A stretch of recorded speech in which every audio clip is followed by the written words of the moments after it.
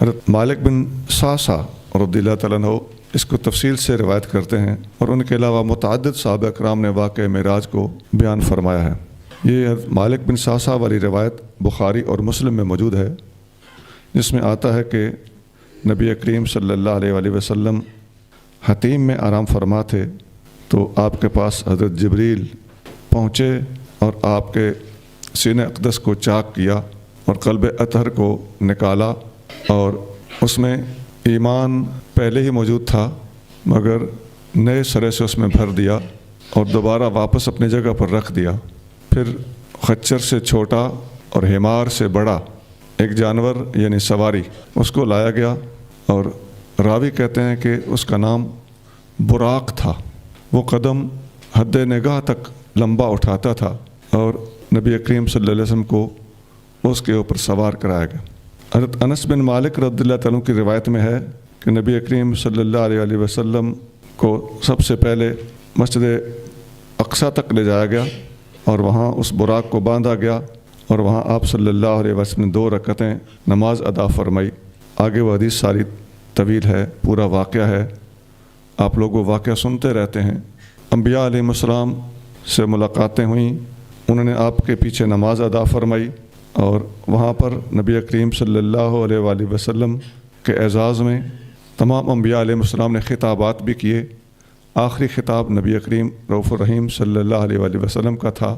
پھر جب آسمان کو عروج ہوا، ثم عرج بی الی السماء کے صاف الفاظ موجود ہیں، پھر مجھے آسمان کی طرف عروج دیا گیا۔ اس عرج بی عروج دیا گیا سے ہی معراج کا لفظ ماخوذ ہے۔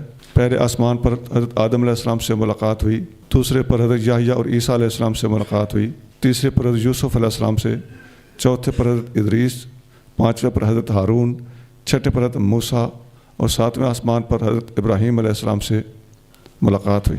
جنت اور دوزخ کے مناظر دیکھے، اللہ تعالیٰ کی قدرت کے مظاہر دیکھے، سدرۃ المنتہا سے آگے تک گئے، اللہ تعالیٰ جل شانہ سے آمنے سامنے ملاقات ہوئی، اور 1 to 1 ملاقات ہوئی۔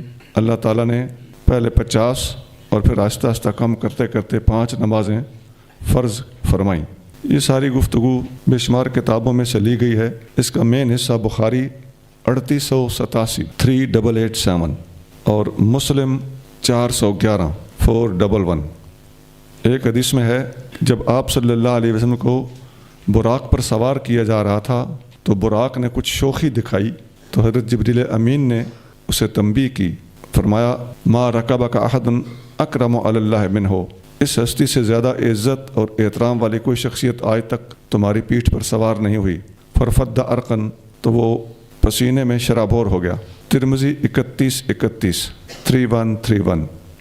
اسی براق پر سوار ہو کر مسجد اقصیٰ جاتے ہوئے نبی کریم صلی اللہ علیہ وسلم راستے میں حضرت موسیٰ علیہ السلام کی قبر کے پاس سے گزرے۔ آپ فرماتے ہیں کہ ایک سرخ ٹیلے کے پاس وہ قبر تھی، اور میں نے دیکھا کہ موسیٰ علیہ السلام کھڑے ہو کر نماز پڑھ رہے ہیں۔ مسلم 6157 6157۔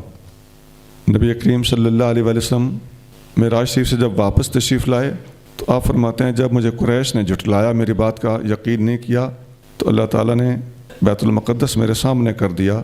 قریش چاہتے تھے کہ ہمیں بیت المقدس کا حلیہ بتاؤ، دروازے کھڑکیاں بتاؤ، تو اللہ نے میرے سامنے بیت المقدس کر دیا۔ میں ایک ایک چیز گن رہا تھا اور قریش کو بتا رہا تھا۔ بخاری 4710 4710۔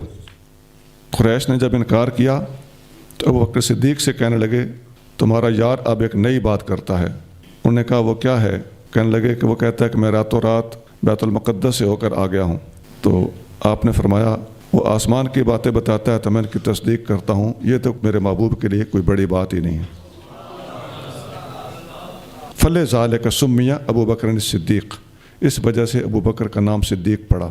مستدرک حاکم 4462 4462۔ حضرت ابو ہریرہ رضی اللہ عنہ فرماتے ہیں کہ رسول اللہ صلی اللہ علیہ وآلہ وسلم نے ارشاد فرمایا اورج بی الی السماء فما مررت بالسماء الا وجدت فیہا اسمی محمد الرسول اللہ و ابو بکر صدیق خلفی۔ میں جس آسمان کے اوپر سے بھی گزرا میں نے ہر آسمان پر اپنا نام لکھا ہوا دیکھا محمد الرسول اللہ، اور اپنے نام کے ساتھ ابو بکر صدیق لکھا ہوا دیکھا۔ ابو یعلا 6600 6600 عن ابن عباس قال قال رسول اللہ صلی اللہ علیہ وسلم رأیت ربی تبارک و تعالی. ابن عباس فرماتے ہیں کہ رسول اللہ صلی اللہ علیہ وسلم نے فرمایا میں نے اپنے رب تعالی کو دیکھا. مسند احمد 2580 2580.